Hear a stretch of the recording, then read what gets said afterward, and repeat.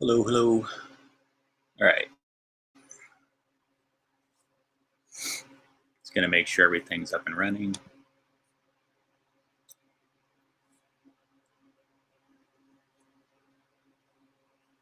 Cool. It's happening, German. All right. Okay.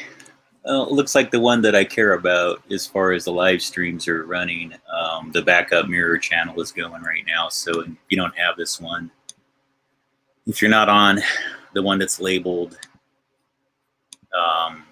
Gabriel Cruz Research Backup Mirror Channel, please go to the following link. That way you have the one that will be archived in the future. This one will probably get deleted not too long after I post it. But welcome. Hang on here. Let's do this. All right. I wanted to pick up on the discussion from before. So welcome, everybody. How's it going?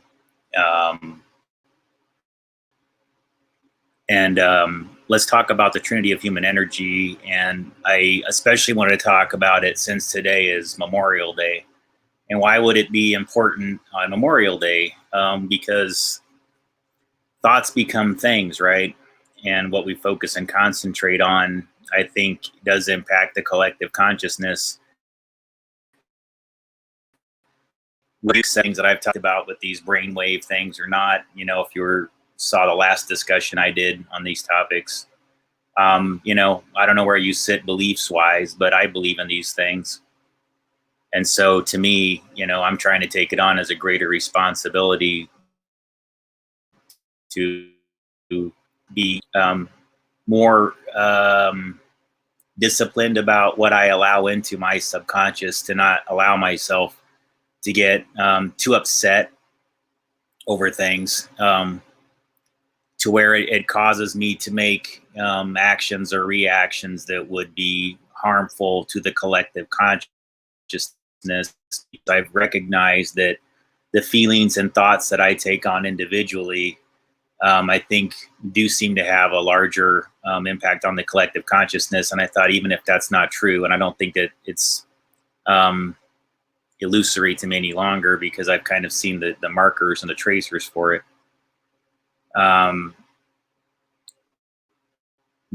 there does seem to be a larger impact on the collective consciousness.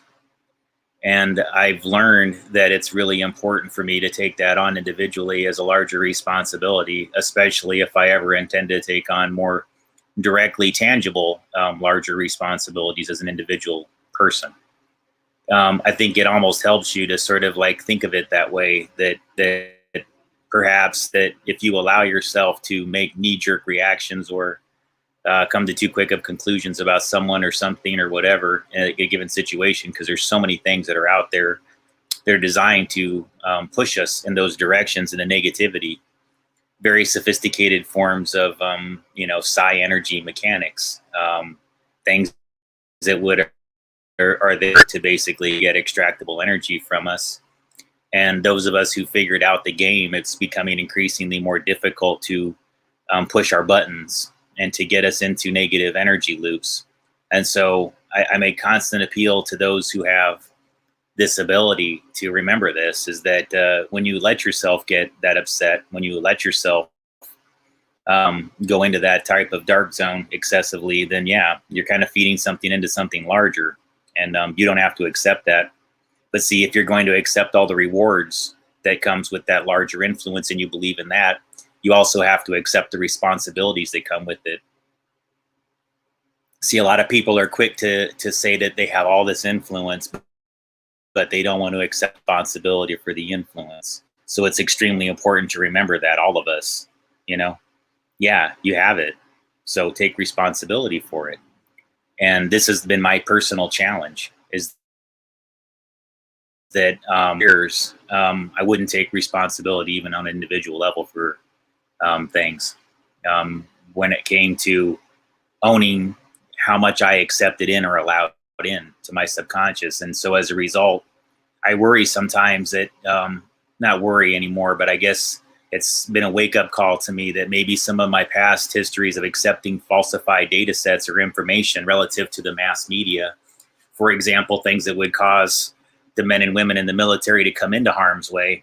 Why do we just sort of accept that the mainstream media, why did it take all of these extremes for their desperate actions for us to realize they've been lying to us for many decades now, and oftentimes lying to lead us straight into war as a country, which doesn't affect most of us in the civilian population unless you actually know somebody who's there and they're your family member, and perhaps you're affected, emotionally and or financially by their servitude. Excuse me. So I'm asking that those of us who kind of get it and that understand what we have inside of us, remember this part especially, that we do have a larger responsibility to the men and women who serve, to remember that we have to be better about, what we allow, because that's sending them into harm's way. And that's something that we should all be responsible for. That's how we're better partners to them, so that we don't just wait for Memorial Day, have a barbecue with our friends and go get something on sale or something like that, that it has more meaning. I'm asking that not just to remember that people have fallen and have sacrificed their lives for our values and our freedom, but to also remember that this is the time to take responsibility as the civilian population, as the rest of us, that we don't have to accept the information that comes in when it comes to their safety, to the U.S. military's men and women, to their safety, because they should not be placed in harm's way because we all got lazy and we stopped demanding better of our news cycle and our journalists. You see, that's something that we don't have to go train for or go to basic training or meet any sort of type of requirements as, like we can be too old and take on this responsibility. Can we not? Can we, those of us who wanted maybe to join late in life or something like that, maybe this is the way for us to understand what we can do better. And so metaphysically, I would say that, don't leave the metaphysical aspects to the dark workers, to the mystic societies that you don't believe in. Just use their tactics and their techniques for good. I don't mean to say do negative things. I mean to say that everything involving prayer, meditation, even orgasm, whatever you want to talk about relative to you, but use all those energies to your advantage. I would say to, just try to make things better just in your individual life. I mean, it doesn't have to be whatever, but also remember that you're looking for a better, more peaceful coexistence and existence for them too. That's all. And, I don't know. I just felt like that was worth saying today, especially because I feel like this is one thing that we can do just as people that maybe aren't, able to serve or never have, that it's something that we can just take on as a larger responsibility, just to remember that whether there is a good reason for them to go off into war or not, that you always support them individually as the soldiers. Remember that they deserve your support still, regardless of what your personal feelings are about the actions. They just sign up to serve and they go where they're supposed to when they're told. And is the one thing that I had to learn, from working around a lot of vets, was I wasn't always evaluating those types of things properly. And so I sometimes had foolish or clumsy evaluations of it that I had to get a little bit trained and schooled on by somebody that wasn't trying to correct me or being angry at me. They were just like, let me explain to you what it's like for us. And then when they did, I understood it at a much deeper level. And I never forgot the conversations that we had to this day. And I thank all those people that did that for me and set me aside and said, hey, let me just talk to you about some things. So that's one way that, we don't have to, those of us who don't believe in, perhaps, I'm not saying people believe in war, perhaps, but, those of us who may find it a little bit harder to walk into those situations or whatever, this is a way that you can practice your own value systems, but also do better for your country, I would say. So just wanted to throw that out there today, especially. And then let's talk more about the Trinity of human energy, though. And then and get into, I was kind of talking about it in my last presentation. I kind of got into this whole thing about hemispheres of the brain and everything else like that. And then you might have noticed on my lead-in slide, I kind of showed you some biofield measurements, like a comparison of a biofield before and after. That's all that was. It wasn't anything, more than that. That's my own measurement, actually. And And so I showed that to you so that we could sort of reinvigorate this discussion that I was trying to get going earlier about what is the Trinity of human energy. So, and so I guess we can, I'm not sure how much of this I want to keep up here. So let's see.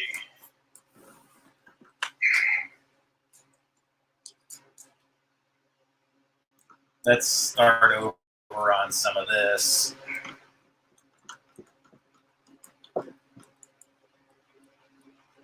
Because I want to talk deeper about, you know, the collective consciousness and the rotation of the earth, and then, you know, the plasma field that we all basically program. So, yeah, I should probably write this all over again. So let's just do this. I'll keep the other one up. How about that?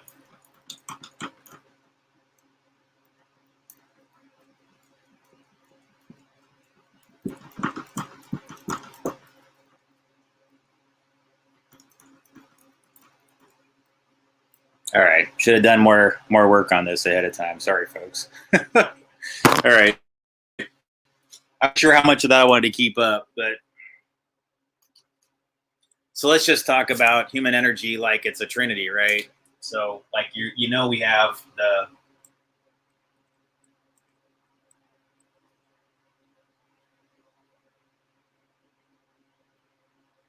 okay. So I would say that's one, right? You have your skeletal structure.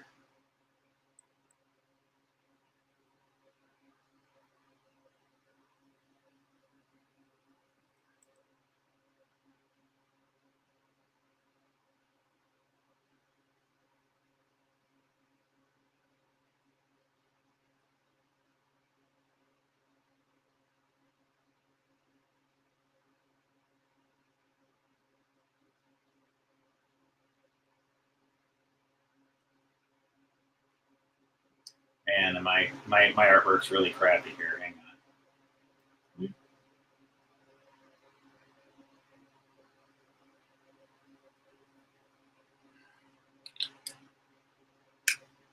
Okay, and then you got, you know.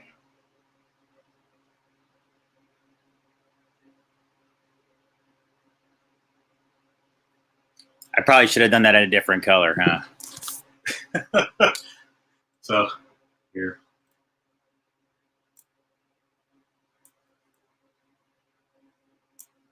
So we're gonna say, you know, like this on the outside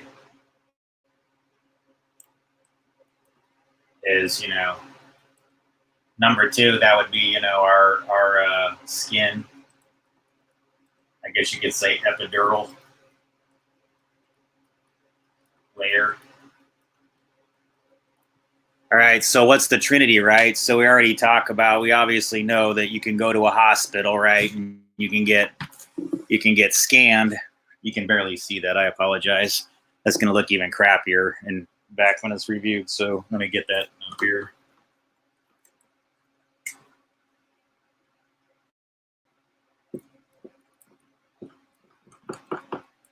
So you got your skin, your epidural, right? Your face, everything else, right? Obviously, you can feel this, your hair and everything else like that that extends from it. So what's the next layer then of human energy?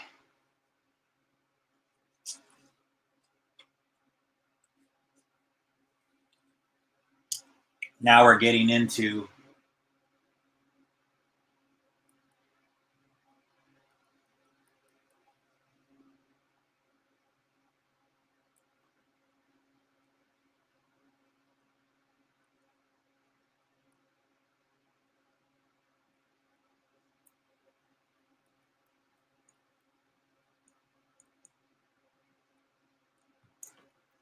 all right. So I guess you could argue, does the biofield actually exist, right? Well, this is where, you know, I've been getting into the whole GDV, Carillion photography thing, the BioWell camera, and I've been trying to understand this part better. And the thing that I've learned is that, you know, the same way, folks, that you know how some people are just born with like unbreakable skeletal structures, right? You just, you know, like these are people that like they've been through all kinds of crap. They've been in skiing accidents, car accidents, they've played in sports and everything like that, and just nothing seems to ever happen to them. Hang on, guys.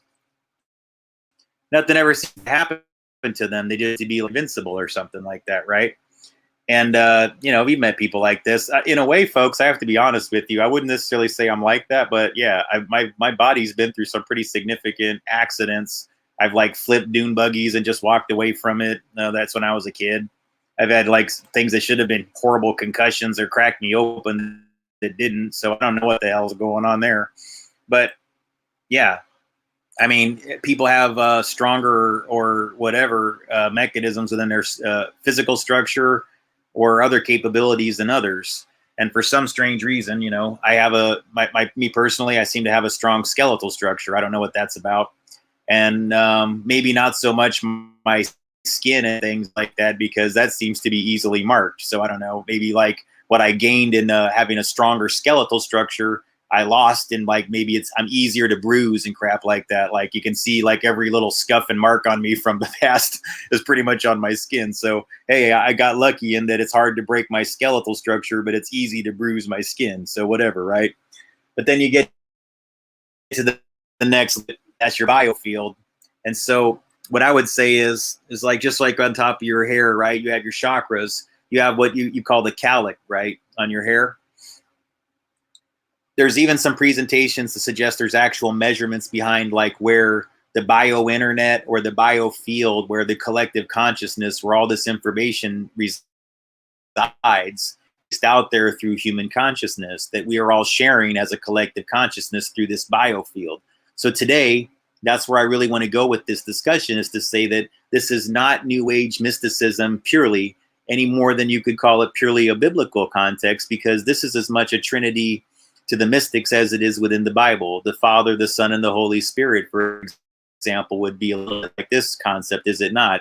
Could one not be a metaphor for the other? The Father, the Son, and the Holy Spirit. What is the Holy Spirit? The collective consciousness. It's basically the creator. It's basically that the intuitive communication that you get, that God helps facilitate whatever you believe God is. What do you think God is? Is it the universal plasma field? Is it a man, a woman? Is it some type of creator that is genderless? Do you even care? You know, everybody has their own concept of God, but I think that quite a few people agree that there is something like God, you know, in one fashion or the other. This was something that I struggled with for many years. You know, do I believe in the concept of a God? And what is that God? Is it compatible with many of my friends and families, or maybe not family as much, but many of my friends' beliefs in Christianity? Was my understanding consistent with it? I believe that if you understand bioenergetics and you understand that this is an actual thing that is measurable and tangible to measure, I've proven it as well as many others. I mean, that I'm not the only one. I'm using equipment from the people who actually proved it. So I just try to provide my own, I guess you could say, validation and verification layers to say that, yes, these things do exist. There are benefits to understanding, okay, your biofield and biocommunication and the human energies as I'm discussing here. So you already understand that you have a skeleton. You already understand you got this. But now it's time to understand that there's this field of energy that wraps around your entire body that is literally absorbing all of your thoughts. Okay? That is a plasma field. Now, how do I know this? Via things like HARP. HARP is a replication of a whole bunch of people standing out. I would say what HARP really is, folks, is if you took the most powerfully psychic, adept people and had them spaced out precisely in that same location, they could generate similar types of plasma fields if you trained them to do it. How does that sound? Now, why would I make such a claim? Because it's not esoteric at all. That's not even me acting like that's some sort of Mickey Mouse Fantasia concept. That is a literal thing that could happen. If you took all these people that were psychically adept, that were psychokinetic, that could move energy, that could change the weather, and place them all there where HARP is, all they would be doing is replicating what HARP does at perhaps a slight low altitude as far as measurable energy coming from their heads. But let me explain something to you. The type that comes out because it's not synthetically produced, because it's actually being generated from actual thought forms from real humans with a genuine organic human spark, your results are radically different. Yet physically you may perceive them to be somewhat similar, and which would result in what? You could look up into the sky and actually see plasma balls forming. They could literally form balls of plasma, you know, by having groups of them together, because that's the types of things that they were able to do with HAARP. Why would that be a thing? Because think about it, folks. Through the brainwave here, let's talk about this. All right, so how is this working?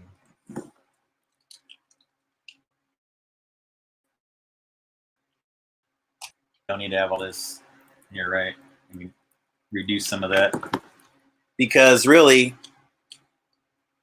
what you have is with the brain,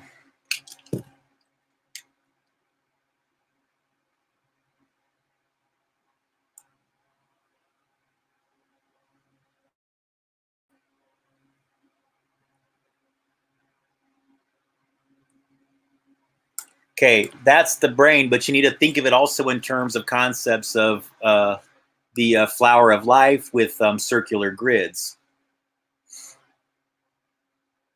Yeah, so Fred asked, supposedly we were formed to resemble God, right? Yeah. Yes. God made us in his image, right? So all I'm explaining, folks, is that I do believe that the concept that's discussed in the Bible, where they say God made us in his image,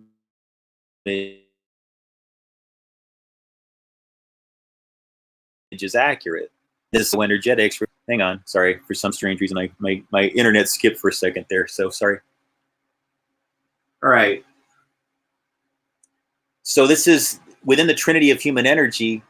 This is really part of the machine, okay, but not exclusively, because you have within down here,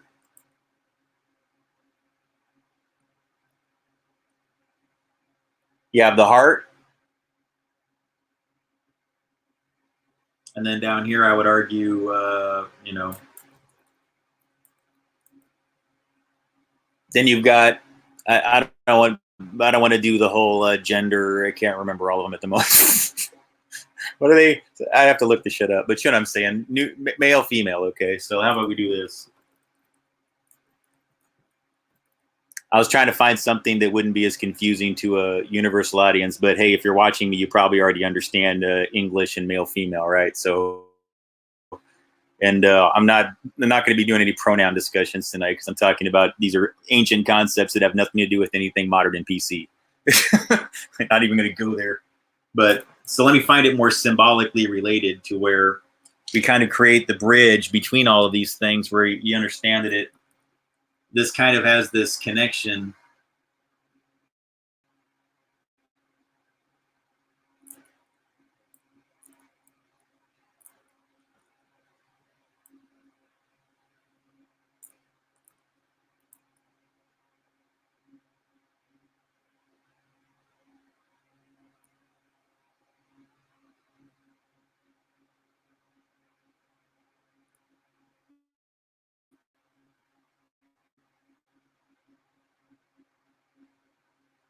All right.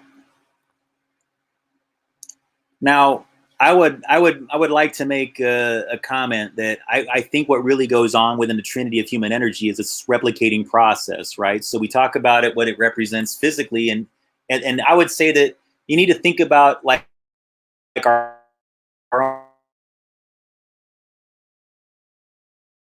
own physically transition between, and that's what the Creator placed down here as a universal plasma field that we are. God makes us in his image, right?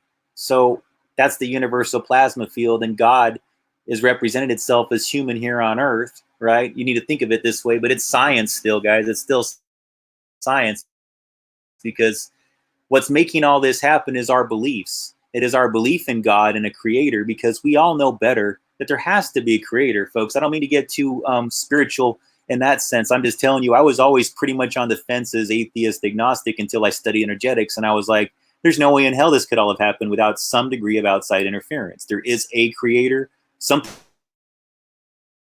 always leads back to, and I just think that this helps explain it. And so I would say that what you really have going on here within human brainwave is, yes, you have sort of like these brainwave patterns that do like this, right? Brain to brain that are here.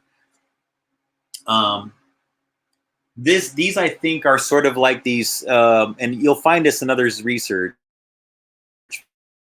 folks. What the does is kind of frequency that kind of goes thwump thwump, thwump thwump, thwump thwump, thwump thwump, thwump thwump, and it forms something like a toroidal spiral. And so your heart frequency, your heart intention, it's doing all these things in tandem. And I would say that there's like these bridges that exist that are sending pathways that are transmit receive between your heart to your male female loins, right? Because, you know, we're all motivated through desire or the need to help somebody of the opposite gender, folks. I think that that's just part of human nature. We're here, you know, as men and women to support one another. That's part of what our function is, you know, whether they're our sisters and brothers, whether they're our lovers, whether they're our wives, our husbands, whether they're, you know, the mothers to our children, the fathers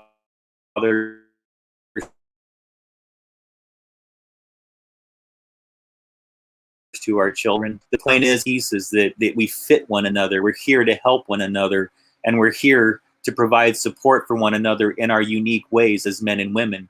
And so the signs of a society that's being attacked at a psychoenergetic and a bioenergetic level is they begin to become confused about these things in artificial ways. They don't even understand why the hell they're feeling like being women. In some cases, men want to be women, want to be things like that, folks. And again, I am not here to judge people's perspectives and decisions. What I'm explaining to you, though, is we do seem to have something like on the level of a psychoenergetic attack on this trinity of energy that would seek to deform us, and just simply by applying all of these sort of rigid examples of you can't question this or that. And I'm explaining to you guys that no, there's a way to dance around their cancel culture of pronouns and everything else if you simply understand what I'm explaining to you here. Bioenergetics cancels all this shit out because it just basically honors the very born with genders because they are like puzzle pieces that fit together. That's why the sexual act is so rewarding. That's why we do anything to get back to it. That's why men and women have desire. That's why everybody's horny for the most part at some point in time in their lives. And there's only a rare exception of those who aren't or don't get that way. But you know something's in trouble. It's like there's this Hal Hartley film that I love where the guy goes, there's no such thing as trouble, and there's no such thing as, or rather, there's no such thing as there's no such and there's no such thing as romance. There's only trouble and desire. And the funny thing is, the minute you the minute you desire something, you immediately get into trouble, and you know you're in trouble when you desire nothing at all. This is true. You know, there's this weird thing that goes on within the human heart, within everything that motivates us as a species, where you know something's wrong within your society when all of this becomes to be a mess. You know somebody's being attacked, a soul nation, when you have so many people that don't even understand the basics of how this works. It's like they've completely forgotten that it's just you're supposed to open doors and be polite. It's like you start to forget that these things are okay. That, you know, there's just manners that you do. It all starts to fall apart. So we have to be stronger, and we just have to recognize when we fail and internally, and just, you know, make ourselves do better, because there's a lot of things that are going on right now to attack these things at a frequency level. These are psychotronic devices that do attack these things, folks. They're attacking our society right now at a very serious level. They're affecting these frequencies. A you know, electromagnetic body electric machine. Everything that we do, there's a flow of energy that goes through all of our fingers. It's part of what I'm studying. The reason why I can show you that measurement of my representation of my overall body voltage as measured through my fingers. It's all there. So when you're holding a smartphone in your hand, ladies and gentlemen, you need to understand that you're literally creating a pathway to your entire physical body through the holding of that smartphone in your hand for extended lengths of time, the way you perceive reality, if you're not thinking this through. And I say this with a heavy heart. I was a man that designed over 75 cell phone, mobile masts, whatever you want to call them, towers. Over 75 or somewhere pretty close to that is how many I put out there. It had to have been over 70 because I was in the industry for years. I was in the industry. I spent over 7 of them literally as a radio frequency design engineer, where I made all the parameters of the cell phone towers. I decided how tall they were. I decided what angles they pointed at, what types of antennas were used. That's how much I was design process. And I made roughly, like I averaged at least 10 plus per year was pretty much my average build. So I had to, accomplishing about one, sometimes more per month was pretty much on the average what we did as individual engineers in my group. And that was in rural Washington and Oregon State. So I know a lot about these, to where once you place your intention into an object like that, you've actually thought through. So this biofield thing, this is where I began to really understand that thoughts become things. Is after I left the cell phone industry, I was just researching things that were interpersonal in nature, locations that I thought were beautiful, events that happened to me that were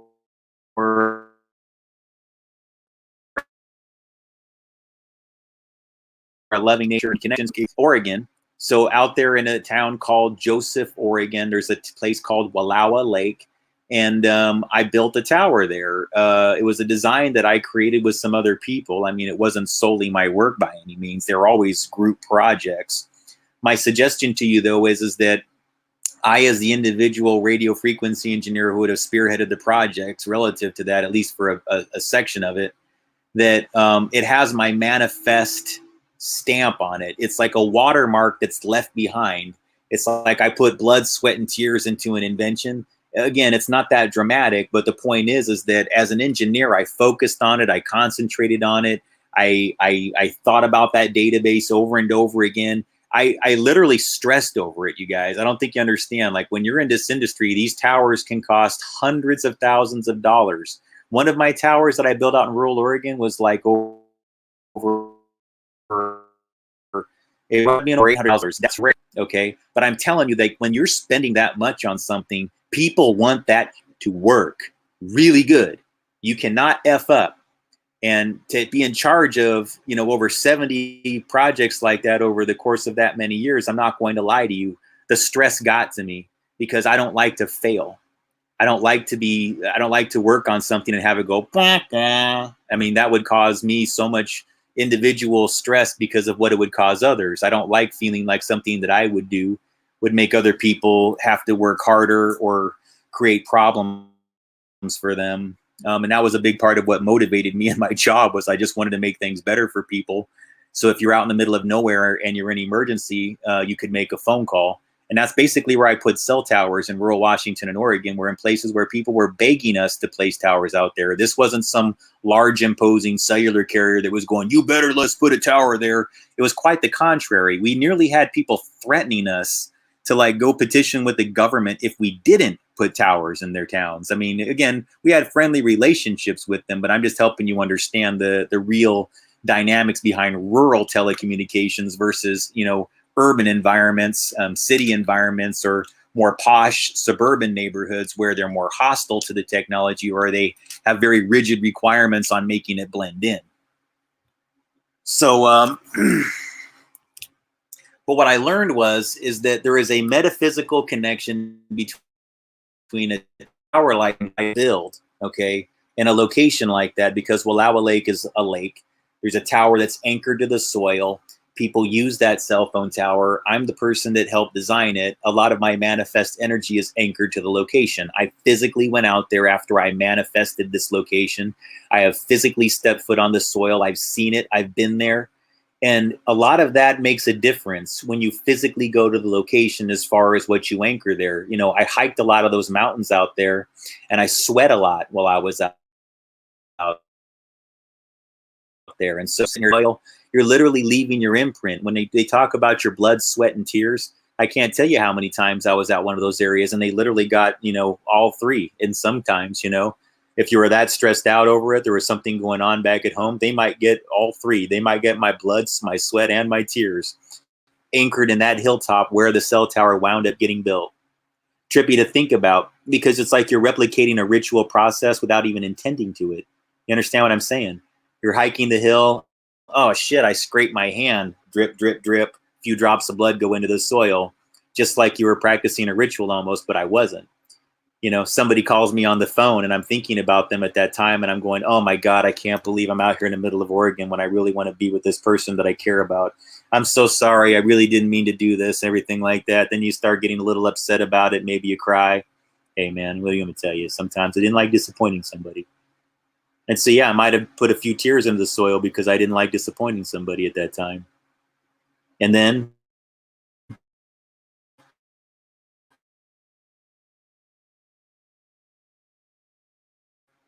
in those times, they get my sweat. And so all of those go into the soil and they help anchor this and manifest the metaphysical bind, you see, because part of my physical body, which resonates into frequency, is a little bit like solid matter. It's a little bit like it's become part of the foundation of the cell tower. It's almost as if by accident, I created a soft sacrifice of myself because I gave it my blood, my sweat, my tears. But then I attached all of this positive intention to this location afterwards because it was central to me understanding the power of positive orgone radiation and how when you focus on loving somebody and accepting them unconditionally and loving them for all of who they are and, you know, what you learn from them, that it's a pretty amazing transformation that occurs relative to the way the energy is impacted on that location. That when you just make the choice to love people, when you make the choice to accept people, I think for me individually, internally, both for me, but it all, you know, where it healed me in a way that I never could have possibly been healed. But it also helped the collective consciousness because I spread that lesson to them. And I made it easier for more men who had been through what I had been through to see from a past perspective from in a more healthy way. That's something that I had been feeling sad about, that I had been traumatized about. I was able to let go of those emotions, move on. And see, that's a really strong thing once you understand that you affect the collective consciousness, to be able to give those to others, to know that they're going to benefit from that.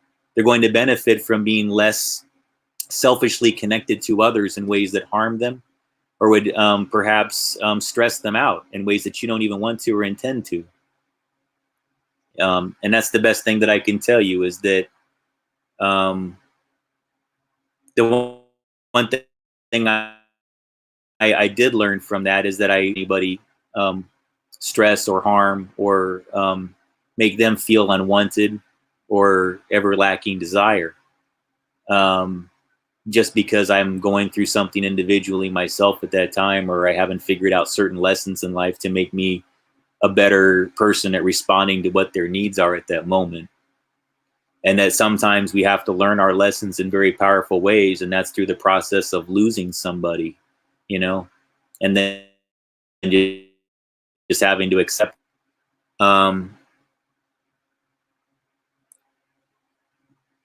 And what manifested as a result of this, but a sense of progression, a sense that you could experience this yin and yang, this balancing of energies without perceiving one as black and the other as white, but more that the reason why they might have been colored that was just simply to show you opposites of the color spectrum, that between the white and the black, you have the full rainbow, and that's what's separating these two within the yin and yang symbol. It's always black and white, but it isn't. I would argue you're not really paying attention is that it's all connected through a rainbow color of spectrum.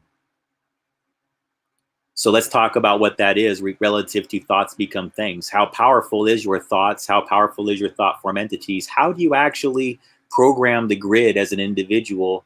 And how does that change when you add in yin, yang, ka, ba, when you add in male, female energies relative to affecting the grid? It's the same thing. It's a little bit like hemispheres of the brain. I would argue that when a man and a woman operating together, it's like you're operating with one hemisphere of your brain. It's like you're not fully functioning as a human, because we were designed to help one another. And that's why, you know, men, when they're younger and before they've developed feelings, you know, where they're, you know, I'm talking about before they go through puberty and everything like that, who's their examples? Well, they learn to, you know, that their mother's there to support them, and that if they have a sister in their life, that's somebody that they defend and they protect and they support also. And these are different. They're different. There's, you know, no sex involved, but there's obviously different dynamics, because you're going to want to please your mother in a different way than you're going to want to help or make your sister happy within a family unit. One gave birth to you, so you have a different responsibility to them than your sister, who was also birthed from your mother. And then the two of you share certain responsibilities relative to your mother, right? So there's all these different sort of dynamics of energy that change, but the necessity of the female to the male is still there. They'll find that they don't get these types of relationships internally within their family if they lack a sister or they grow up without their mother. They'll find other ways to, you know, they'll find somebody that fulfills the role of the mother, that fulfills the role of the sister, that fulfills the role of the whatever. That tends to be the examples that happen. And so I would just argue that, you know, respect one another's energies that way, and to understand that, you know, we're not all designed to be everything and all one another in every situation. It doesn't mean that we lack respect. It doesn't mean that we reject one another. It just means that we understand. And I had to learn a lot from losing people in my life, that I don't want to let that type of misjudgment happen again, where I just don't respect a person's energy completely, and all the things that make them interesting and all the things that make them unique. That it's not always, you know, it's not always like it's a, how do I say it, you know, sometimes it's a roller coaster ride, but roller coasters are fun. And not like, you know, train that just goes like, you know, 3 miles per hour. And sometimes the roller coaster is a cool time. Other times, like, you like to go to the zoo and check out that the roller coaster ride, and not the roller coaster, but the slow train ride, so you can just enjoy the snow and shit like that, you know, things like that, right?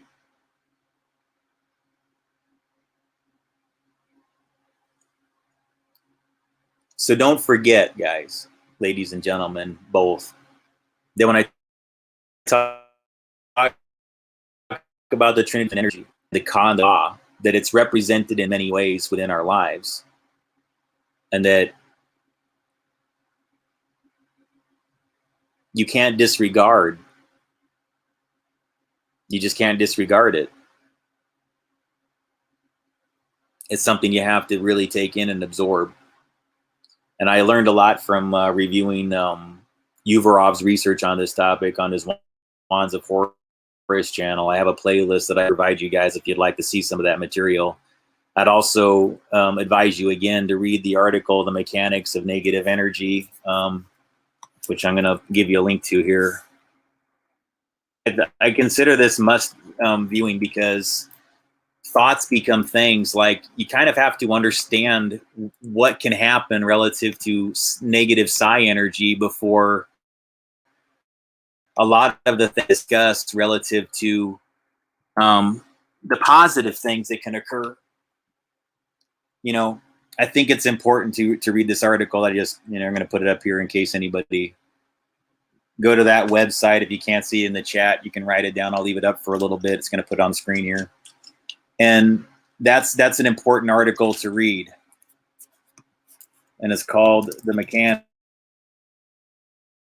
if you can't, The Mechanics of Negative Energy.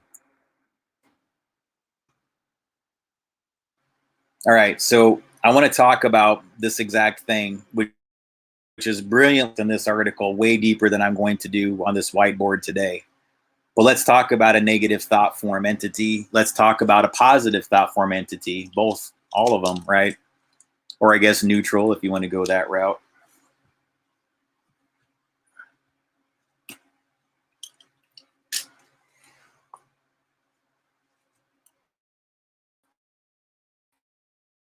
I don't like this, such a crap. But anyways, you guys kind of understand based on my previous material.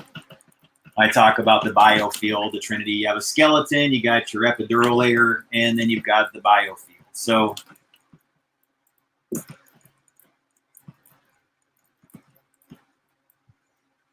all right. So let's talk about this, right? You oftentimes hear me say, like, you've got the hemispheres of the brain, and then it forms in the center here where your pineal gland is. That's where you have your vesica piscis. Now let's talk about perception of reality.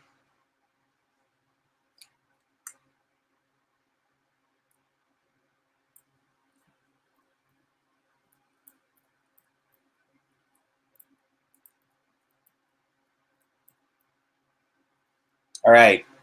So again, remember this: the 3D prism that energy enters in through your brain in these different pathways.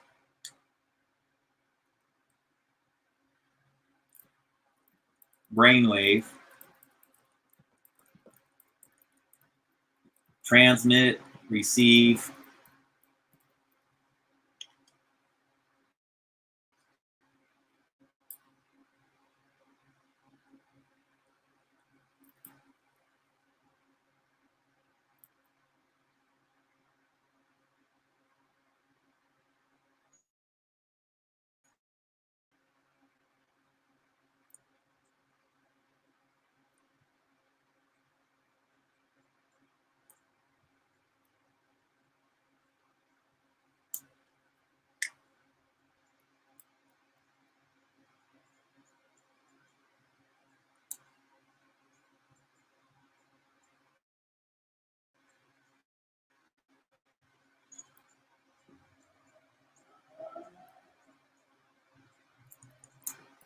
All right. Sorry.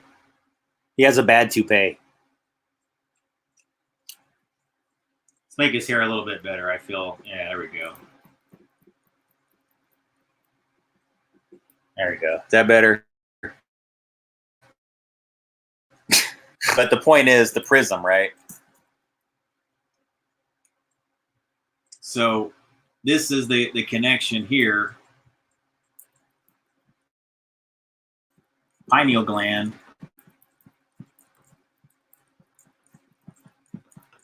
Okay, now brainwave 7. Let's just say we're going to go 7 to 10 hertz on average idle. So the brain waves would be this many cycles per second, brain to brain, right? And so brain to brain, you have these interactions that are occurring. So you are sending brainwave that has plasma attachments to it that pass through this 3D prism with inside your mind. You're forming and structure building blocks with frequencies that are coming to and from you, from other brains, from other people, from other parts of the collective consciousness. What is the collective consciousness? That's just the earth. Because at the end of the day, it's all within.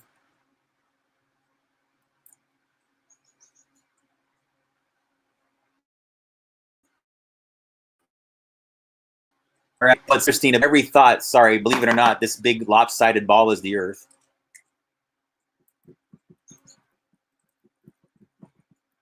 And so as this emanates, the brainwave literally does this.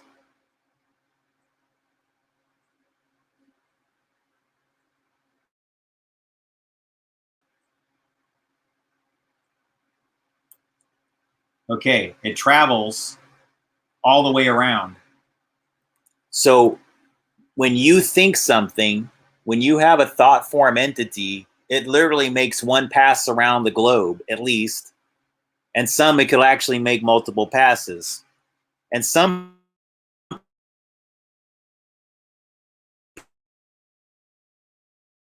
people, depending how strong they're, cyclical movements of plasma fields over and over and over and over again. Thoughts become things. Thoughts become things. So why do mystic societies get together? Think about, let's get back with the Tibetans get together in Nepal, way up on the Himalayas. Why would they make the decision to get up there with all these 3D prisms hiving together, going brainwave to brainwave, structuring this? Why do you suppose they choose the Himalayas, other than it's just where they're from? But why would it be so important for them to be near like Mount Everest and way the hell up there? Why would they want to be together? Man, that's a really crappy drawing. I feel we're gonna have.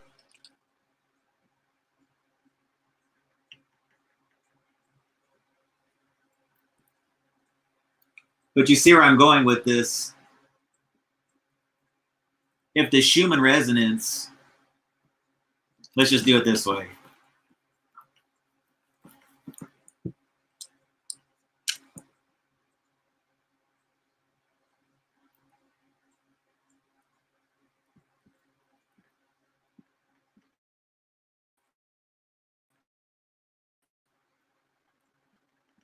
Now, if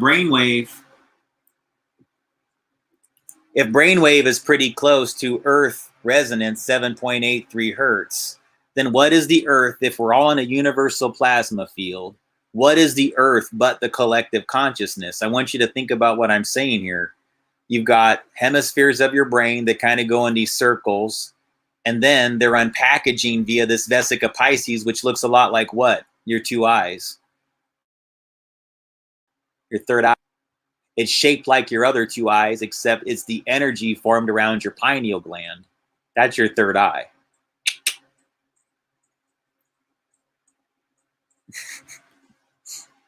Get it? 1, 2, 3. Third eye. 1, 2, 3. Because your two hemispheres form energetically the third eye, because that's your metaphysical bridge to the physical. This is how you physically perceive reality. You're bringing the energy in to here, and then it goes where? The energy enters your brain, which, think about it, folks, you're not seeing light. You're not. The back of your pineal gland is not seeing light. It's receiving energy. Energy is what's structuring that prism that's playing the projection in your brain. That's why you got to take what's your surroundings with, a little bit more seriously. I mean, understand that you have a lot of power internally to affect all of it, because just like those devices, your brain travels all the way across the world. So never forget that. Nothing is stronger than the human brain, because all of these technologies are derived from studying the human brain. They think to themselves, man, how the hell do I defeat that magnificent machine known as the human brain? And all they can do is study it, reverse engineer it, and try to find something that we haven't discovered about ourselves that they can use against ourselves. So don't give it to them, folks. Know what you have inside you to affect the collective consciousness, and to also not receive psi energies of a negative, whatever intention. How do you do that? Well, this is why I would make the appeal for Christ consciousness, folks, or whatever you accept that to be, whatever you practice. I would say that it all works depending on your relation to your mysticism or your religion or whatever you practice. But just simply to remember that everything you think about is going to make this right. And this is karma. Karma equals brainwave plus DNA plasma. Because guess what happens? That's your karma, because all your thoughts are attached to your DNA. And so everything you're sending out is returning to you, is return to sender. It goes all the way around the earth and then returns back, depending on how you perceive time and space and everything. How long does that process take for your brainwave to go all the way around? I don't know what the literal number is, to be honest with you guys. I just know this is a thing. I mean, everybody says it. Um, it's consistent with the Schumann resonance. If you read all the brainwave research, I played it yesterday relative to experience. It discusses all this, how the plasma field travels around the Earth.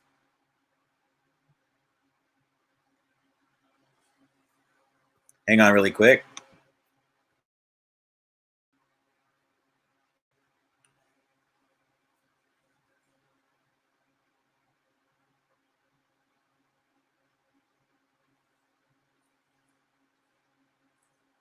All right.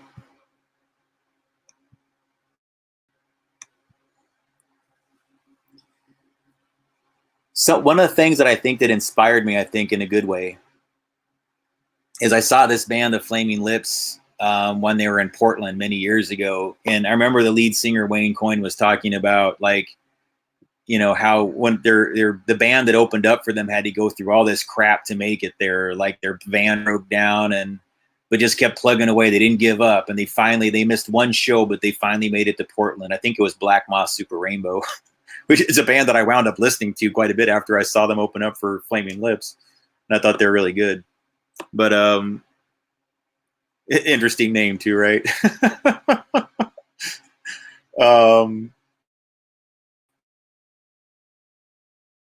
But more times than I ever saw Flaming Lips, if I remember correctly. I saw a lot of live music back in the day.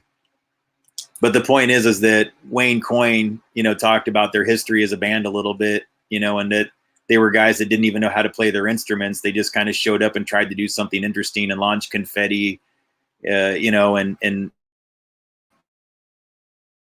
let shows to be interesting.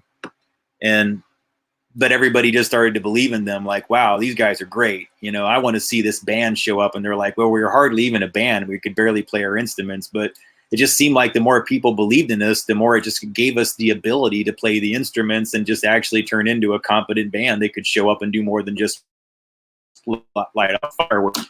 And I thought that was a pretty cool thing, you know, that he said, never underestimate the power in believing in somebody, because, you know, you sort of contribute to making them or breaking them, you know. And me, I would rather see more people make it. I would rather see more people succeed. I want to see people learn and be better, and learn how to be stronger, learn how to be kinder, and learn how to get past these challenges, especially if they affect the biofield exponentially, because it just takes a lot of time and training, because a lot of us that have this as an ability, we've been through so much shit. And that was by design. So, you know, look, guys, you can't stay in that zone too long. I did, you know, like, they did this. Yeah, okay, I get it. They did it to me, you know. I get it. But at some point, you got to just sort of like, all right, you know, I just got to own every aspect of what I feel now in a more meaningful way. And I can't let what happened anchor me. I can't let it prevent me from what it's designed to do. It's designed to put so many different obstacles in your pathway that when ascension's placed in front of you, you don't even know that it's there waiting for you, and that you could accept a much more beautiful future, because the cold comfort that you're choosing over change feels just like it's a little bit more whatever, because that's what they want. They want that trauma, that anchor to keep you in difficulty, to where when something more beautiful manifests, you don't know that it's in front of you, and that you push it away or turn it away. And it doesn't have to be like that. And that's why I did that article called about MK Ultra, where I talk about the that music video from The Killers, that was directed by Anton Corbijn, and all the messaging that's in it, where they show 4 women on the left and 4 men on the right, and it's black and white, and there's a dead tree in the middle of them. And I felt like it was a really beautiful metaphor for what's going on currently. The fact that they filmed it in Las Vegas at the Casino Museum especially was a really powerful choice in culture, especially if you ever spent a significant amount of time in Las Vegas like I did, and you've witnessed the results of this current cultural destabilization that we're going through in America to create this exact darkness between men and women, to create this spiritual, you know, chaos between men and women. to where men and women feel like they don't know when they should be doing the right thing or how to do it. And that's something that I don't care what I personally experience. I'll never allow that to anchor me or traumatize me. I'm not going to stop trying to be a better man and do it better if I ever fail. To me, I've already learned like what happens when you let, like you've been burned too many times thing getting you. It costs you exponentially from being happy. And then you'll have to have the sweet lesson that I did of reviewing other people's happiness from a distance and knowing that if you had been a better person, that might have been you. So I would plead upon those who have options and opportunities in front of them to not squander them, to understand the option to do better. You have the option to change history. You can actually do things that will affect the grid forward and backward in ways that I don't think you've realized yet. Or maybe you have.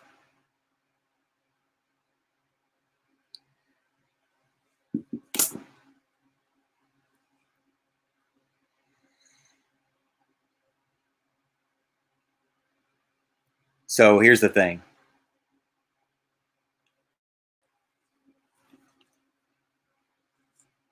I've been down this road many times, folks, to understand that the mechanics of negative energy are there to use us as passive conduits to affect the collective consciousness. They want us to feel burned, angry, deceived, sad. They want us to never heal because they want the collective to never heal.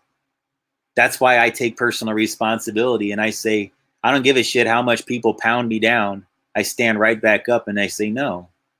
And I encourage everyone to do that. And if you ever are the person that's doing the stomping, then stop. You see, I didn't even understand that there was a part of my character that existed before that sort of had it in me to diminish the energy of others a little bit. That there was times where I think that they were really glowing, that I was like the dark presence in a room. And that's the one lesson that I had to learn, was that I can't be that guy. I can't be so anchored in my depression or my state of mind that I diminish another person's energy is trying to glow. That's a horrible thing to do. And so I really made it my my personal mission that I never wanted to have that effect on anybody, but not through some sense of like giving up or like, oh, bad me. No, just that I want to be a better person and I want to inspire others to do the same.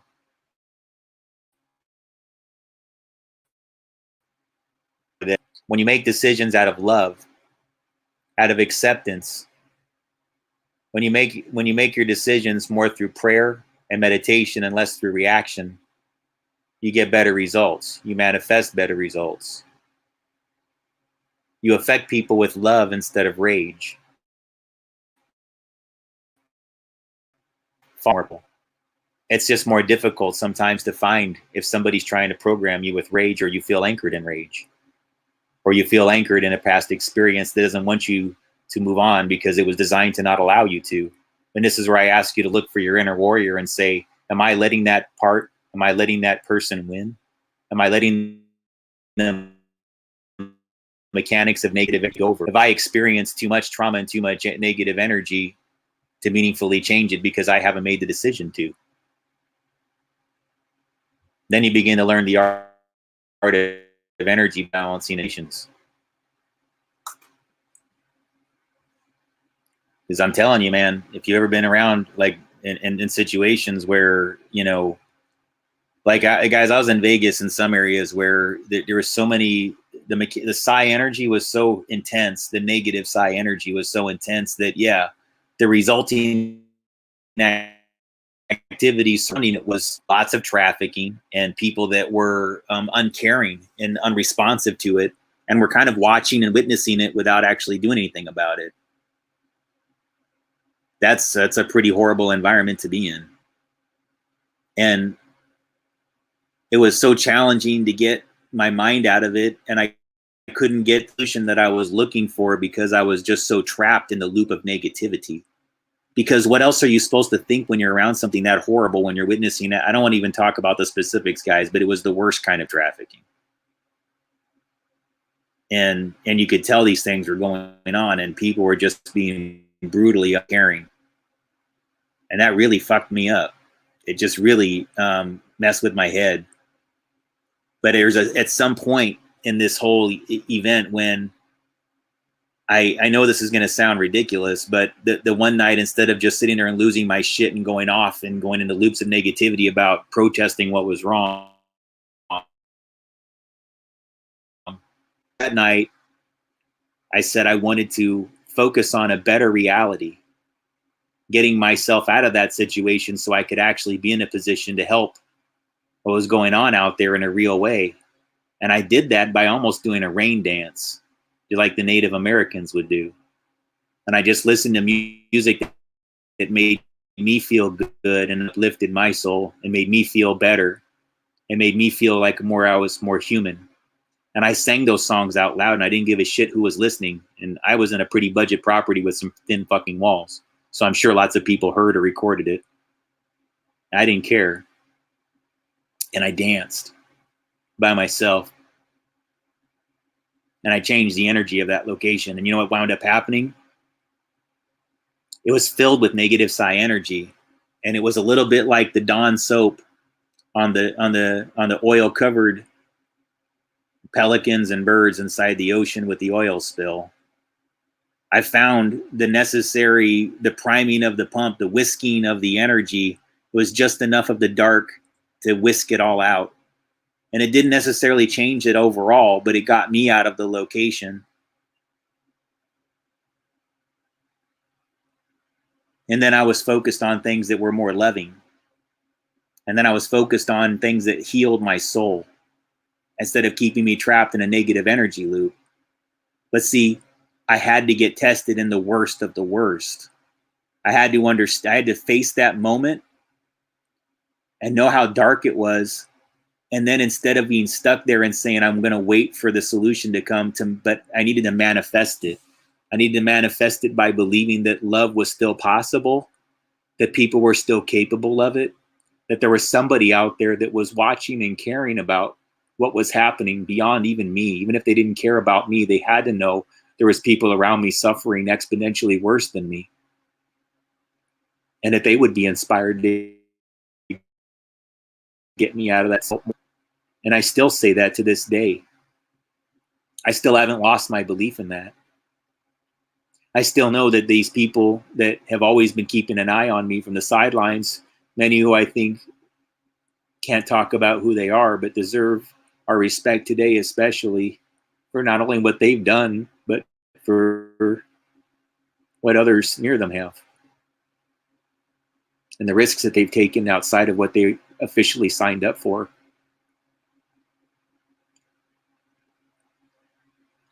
So even if you don't like me, I hope that you'll respect that, if anybody is feeling like that right now. And, just manifest something better. Because the options are on the table right now. A lot of people have decisions. They can change their environments exponentially.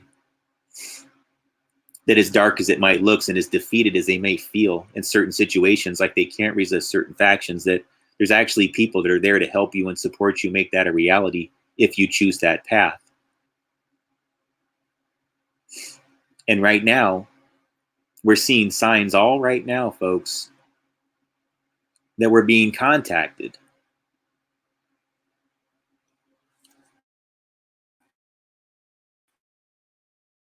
So I'm explaining something to you. I knew there was something pretty amazing going on. I started to review some of Uvarov's old material relative to the building of the pyramids that are modern in construction, that him and his team built in the Tomsk region, Tomsk, Tomsk, of Russia. And that they actually photographed some hovering, I guess they were orbs that looked like they were kind of glowing orange, and they actually captured them on film, hovering above each pyramid. And I've seen something like this myself in Nevada many years ago when I was, I don't know, I was younger. I was probably 18, 19, 20, 21, somewhere in that age range. And I was driving an RV, and everybody was asleep in the back. And I woke up my mother at the time. It was a long time ago. And I said, hey, there's this like fireball looking thing moving across the sky. And I just want to make sure somebody else sees this because it's not moving like any airplane could. And it doesn't seem to be a meteor because it's going left and right. It was kind of moving around like it didn't really have any type of like, it didn't require like jet propulsion, like it wouldn't require heat to move.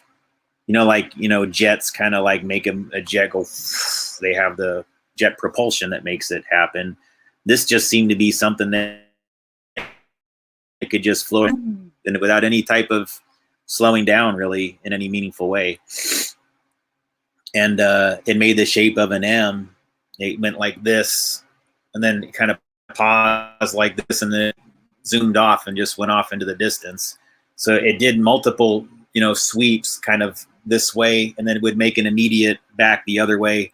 And it looked very similar to what I saw in Uvarov's photos that were floating above those pyramids, to where I was kind of going, wow, you know, as much as I studied this material, that didn't really hit me about how relevant that is until just now. And so now we're seeing a lot of these people that are seeing like these UFO type structures that are shaped like pyramids and kind of glowing. And what I think is really going on here, people, is that something where, you know, sorry to be, I mean, I'll try to make this a little bit whatever, but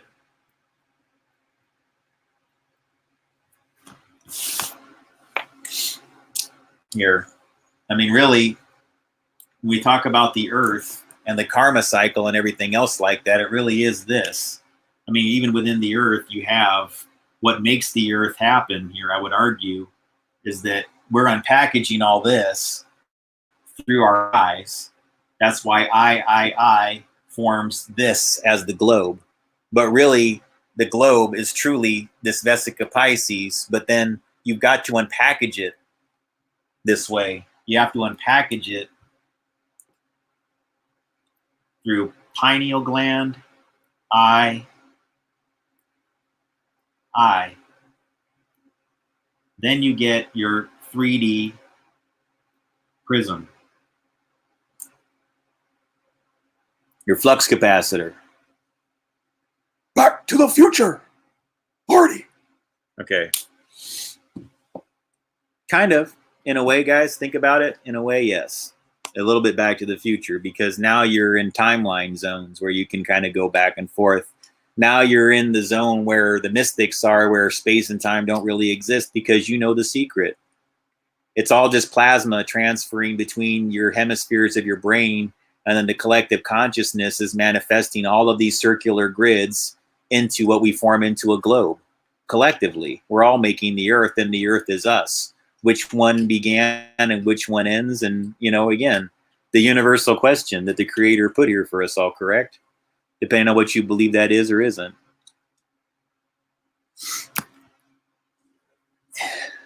So I'm going to try to revisit this theme more and more about the Trinity of human energy, because really it's just all of us forming these going back and forth. And I think the reason why you're starting to see these bend physical reality now is because these are, it's a little bit, guys, it's when we're all in ascension, and the more people that realize these things, the more of these events are going to happen. So let's not be afraid of it.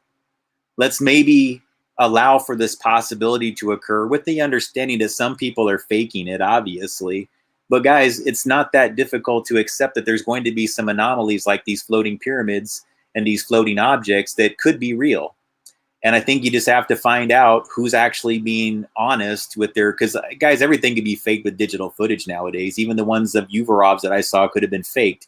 It's just their description that matched the one that I saw that I haven't discussed that much prior to seeing his article, that made it curious to me. Like, wow, that's exactly how I would describe what I saw. And then when Uvarov discusses these ETs, he does not assign negative intention to them. He says usually they're just kind of coming down to like mark where it is, like a GPS marker to go, hey, that's what we're looking for right there. It's got an energy emission. It's part of the ancient energy grid. It's formed with the similar principles. We know it's an active node. Then it starts communicating. That's it. And so I think that maybe that's kind of what's going on with a lot of us that are experiencing some of these anomalies. You're seeing some of these things crack through 3D reality, and it's a little bit scary because we're trying to assign greater explanation to it or whatever. And again, it doesn't necessarily mean that it has to be a quote UFO or an ET.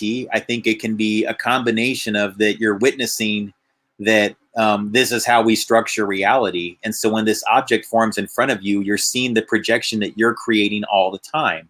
You're always creating your reality right in front of you. So when you crack through it and you create something a little bit like this, or you see some energy change, or you see some plasma fields bend, then just understand that you're seeing through a lot of it, and that you have enormous psychokinetic ability. But with everybody who has psychokinetic ability, you must understand that if you want collective protection, then you must be collectively responsible for your energy and understand what it means. That's just how things work, because that's the balance that God created. See, if God wanted you to be Mickey Mouse, where you can create thunderstorms and lightning strikes on people, then he wouldn't have created a circumstance through which anybody could stop you or freeze you in your tracks, which he did. He wanted to make sure that you balance this ability with balancing your internal perspective relative to the cotton energies, to honor those things the same way that we all need to. Because guess what the attack was on our country? Guess what the attack was globally, not just on our country, to destabilize at this Ka-Ba energetic level. Because when you attack this, it is the most effective weapon at destabilizing the entire society. And it has gone across Western civilizations like wildfire. And we're not recognizing it because we do not know what it looks like when somebody's changing plasma fields. And those who can do it the most are the ones most prone to having it bent through them as passive conduits as opposed to active operators. I would urge those of you who can do this, who can witness these things, that you have responsibility. And if you don't think that you do, trust me, people will remind you.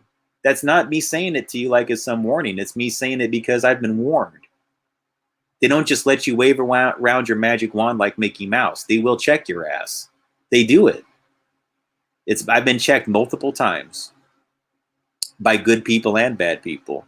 What I can tell you, though, is that when you're making aggressive use of your energy as an individual, the others won't come in to help you out. They'll just kind of let this shit happen to you for a while because they know that you're going to be okay, number one. And they've learned that the best way to teach a person a lesson is just to not help them for a while. They did it to me for years, guys. And they weren't bad people for doing it. I had lessons to learn. I thought certain people were being good to me that were actually being pretty shitty to me and using me as a passive conduit. And I had to make some bold decisions to remove myself from their influence and so that others could find me more trustworthy. And let me tell you something, the minute I made that action in a meaningful way, I was rewarded exponentially with their support. And they broke through this layer of reality within these things to where, yes, folks, they broke the space-time layer to inform me that they were helping me out. I don't care if you believe it or not. I got evidence of it on more than one occasion, and it wasn't my imagination any more than this entire universe is all our imaginations. But there's tangible science for what I experienced, and it's as simple as this. Bell's theorem. You want to talk about timelines? Let's do that very, very fast, okay? Because I'm going to end here. I'm going to end here shortly, okay? About 20 minutes or so, not quite that long, but how do we crack timelines? I know a lot of you want to know.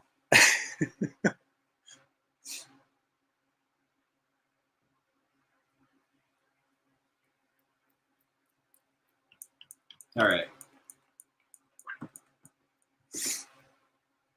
All right, so timelines, you got to think of it like, all right.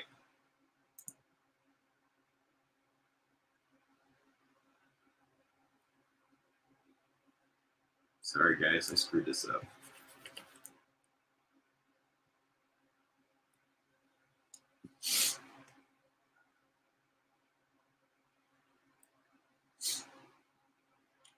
All right, timelines.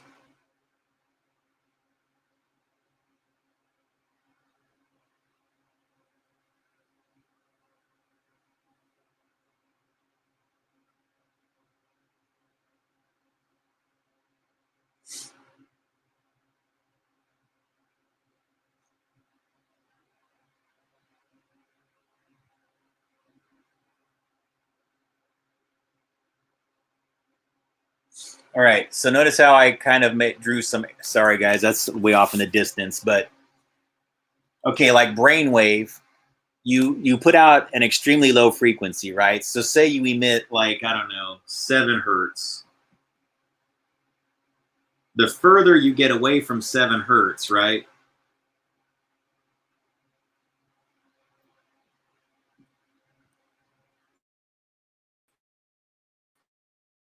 So maybe it'll be 21. I can't remember, but think of it more like the Schumann resonance, the way you have a harmonic of the Schumann resonance, that I can put the exact numbers up, but you basically kind of skip like, 14, then you get up to 21, 33, somewhere in that range. I'm not making that up, guys. I know the number somewhere. But the point is, there's an echo of every thought that you have. And so it's a matter of DNA. Unless somebody actually can tap into you currently.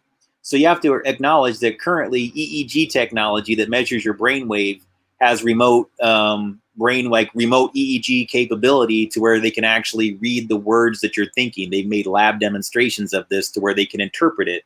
It's how a lot of the equipment that for people that aren't able to use their hands and legs or don't have full use of their speech, there's equipment that can detect what they're thinking and then interpret it as whatever, right? And then, they put out different and varying degrees of sophistication, but I think we all know they've cracked that layer and that it's all possible now. And these are just things that they tend to hide or act like are newer innovations, but have actually gone on for a long time, to the point now where it's going to be where you can just aim your cell phone, probably in the near future. You just be able to look at your cell phone and it'll just go like bing, bing, bing, bing, bing, bing, bing, bing, bing, bing, bing, bing, back and forth between your brain to the phone, and it'll know what you're thinking because you'll opt into the technology and you'll say, yeah, I tuned it to my brain to where it could read my thoughts. And now I can just post to Facebook and Google and all the other crap using just like, a ping signal between the EEG reader on the phone over to your actual, website. And it'll just require that you confirm like, hey, Google thought wants to post your thoughts. And you're like, yes, I approve that thought. Weird, but yes, that's kind of where they're getting to. So if they've already cracked that layer, which they have, you have to understand, guys, when it comes to cracking this quantum can do it, right? It knows basically how to read your thoughts and everything like that using EEG. Whatever your electrical impulses that go back and forth to the center of your pineal gland and process through everything else. If a machine can do that on an existing timeline, once it's able to decipher how past and future are structured, then really it's just a matter of understanding when you release a brainwave, what is within Bell's theorem, where everything is relation to everything, where is that other harmonic once you get over to the next timeline? Past or future, it's calculating how that brainwave dissipates relative to where you are within time. Do you know the exact calculation, brainwave to brainwave, and how would they do that? Because there's a higher self, there's another you within another timeline. For example, within a minute from now, within a second from now, within a millisecond from now, there's another me that exists, correct? You have to accept that because there is no solid matter. An X-ray can pass through your body, correct? That's a terahertz frequency. Are you solid if that kind of beam can pass through Trinity of human energy? Call it what it is. A skeleton feels like solid matter, but it really is part of a trinity of human energies. It's vibrated into frequency just as much as it can be vibrated out of frequency with an X-ray or a gamma ray. That's why those things are toxic and damaging to our physical bodies, because they're only partially physical. They're only physical in the sense that they've been brought into physical resonance through frequency, vibration, and energy. And this is the cycle of energy. Emissions through the projection that you put out. So it goes into I, and then pineal gland simultaneously to where you form the 3D prism. You can project these prisms. You can break that wall. When you're projecting the prism, what you really have is a building block to physical reality as you're perceiving it. It is the rainbow reflection that you get to see from the Schumann resonance, but you're getting to see it right in front of you. You're getting to see the projection directly from your brain right in front of you. Or if you're looking up in the sky, you're seeing this prism within your brain straight up in the sky as you're looking at that. And some people are just so powerful at it that when they get excited and they go, oh, look, and they look up in the sky and a bunch of other people do it simultaneously, guess what it does? It creates an energy spike, and then you all get to witness your 3D prism up in the sky because you all have it inside you. You're sharing the belief in it. Guess what you project? The object. Is it an alien? Maybe not. Maybe it's not even a UFO. Maybe it's just literally that all of you are looking up there and you looking at that and trying to think about it. You're actually tapping deep within brainwave. You're tapping deep within buildings of how you go reality, and you're all projecting at the sky simultaneously, and that's how you're even able to film it. Yeah. You're all bending the plasma field. Some people can just do it way easier than others. And they can do it individually. Just telling you guys, I don't doubt any of those people. I actually believe that wholeheartedly. They can do this. And they can sometimes show you evidence that they can do it. And sometimes you look at it and it appears to be a UFO and it's not. But, you know, guys, some of these could actually be craft. I don't know. But I'm just telling you, it's not a requirement. It could actually exist exactly as I'm telling you. But think about what that suggests about what we exist in and what we are. What does that say about like who witnesses those events and which blood groups were in them? See, that's another thing that you'd want to study. If like 30 people are all in some region and they all see one of these projected like pyramids, find out if there's a person that's Rh negative or, you know, an O blood type or whatever. I'd be curious, guys, and have a projection, because everything that we exist in is a shared projection, is it not? Right? Because if it's all plasma and the creator just puts us into a huge plasma field, all these different X-rays and gamma rays can pass through it. It's solid matter. Storms radar can see through buildings, guys. You ever heard of that? Storms radar? Look it up. It's radar that can actually see everybody different moving around in the building and know exactly where they're walking. I'm not saying that to like mess with your heads or anything or make you think conspiratorial. They use it for safety reasons, but it's like Doppler radar for in buildings to know which people in rooms and what they're doing. So that's called storms radar. But again, that can see through like brick foundations and walls and everything to learn what's going on behind them. So does physical reality exist? Is solid matter exist? No, I don't think it does. It's all vibrated into resonance. So how do timelines exist? Timelines are the same. And as long as I always try to keep people from understanding what I'm talking about, is if you don't know this, it won't even work the way it should. It's not until you're exposed to this learning and you actually grasp it at least partially, or you can visualize it partially, that it'll even be possible for you. And that's why there's such a race to keep many, many from learning it, so that you don't even understand it and you can never able to access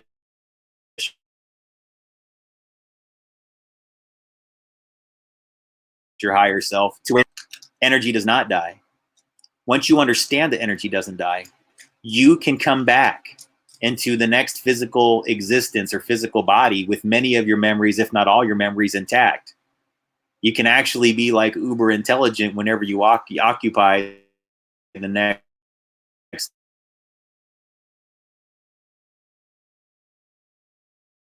But they don't want you to know that.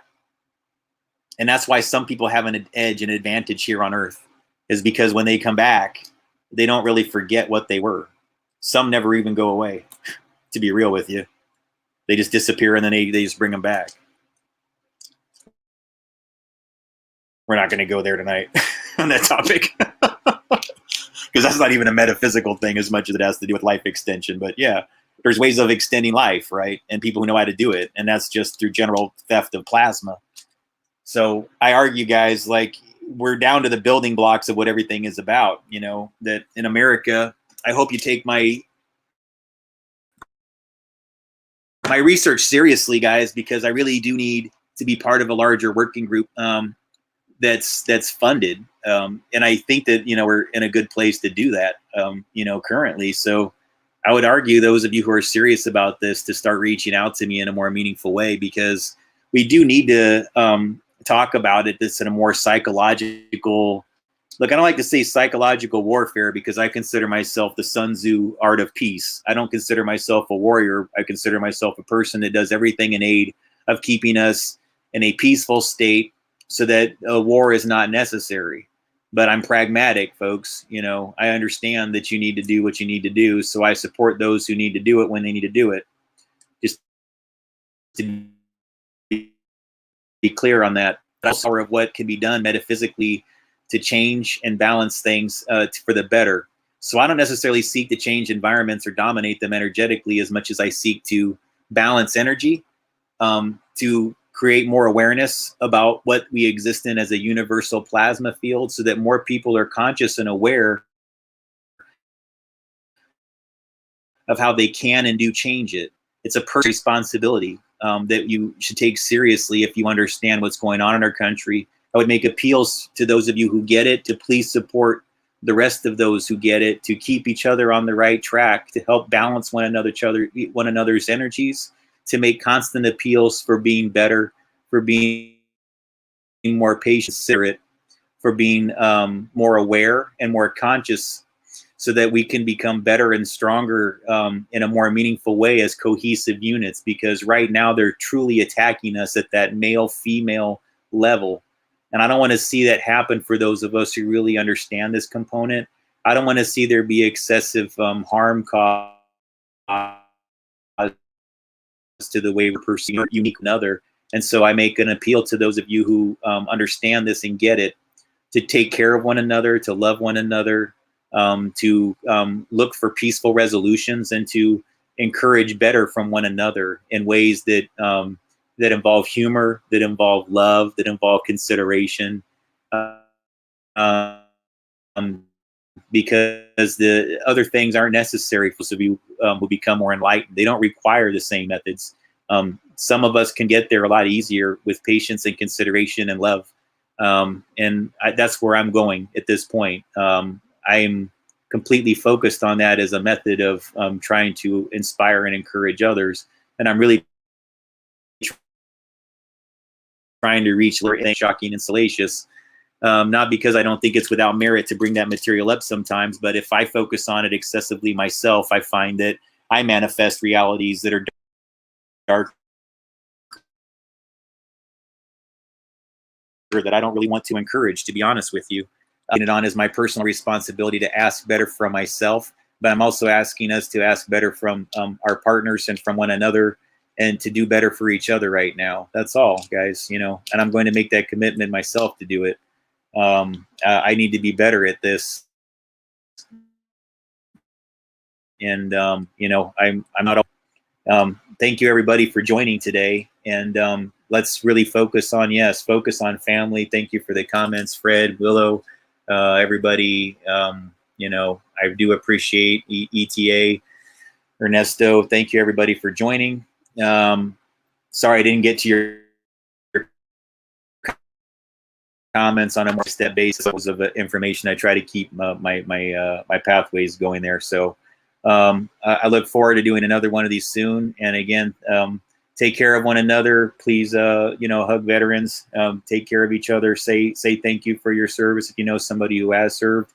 And thank you very much for joining me today. Have a good night.